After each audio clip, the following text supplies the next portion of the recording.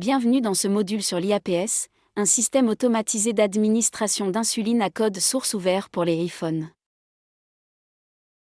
IAPS signifie iPhone Artificial Pancreas System, ou système de pancréas artificiel pour iPhone.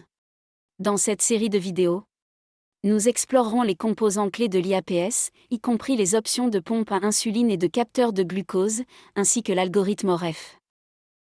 Nous couvrirons également des sujets importants, tels que la lecture des rapports avec Nightscout et la surveillance à distance des utilisateurs en tant que soignants.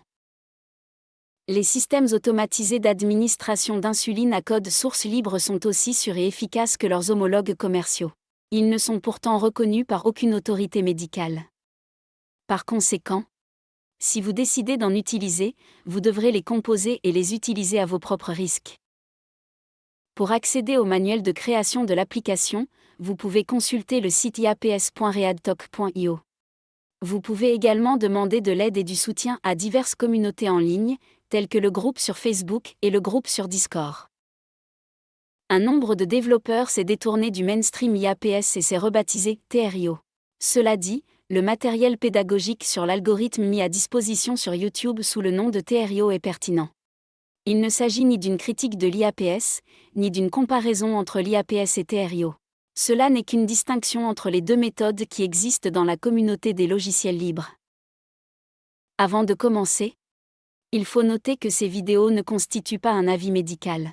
Consultez toujours votre professionnel de santé pour obtenir des conseils médicaux personnalisés et des ajustements thérapeutiques. Le contenu de ces vidéos a été créé et mis à jour par Christophe Merlot, diabétique de type 1 et utilisateur expérimenté du système IAPS, et par la Dr Inge van Boxelae, fondatrice de Diabtotech et endocrinologue à l'hôpital Saint-Lucas de Gand, en Belgique.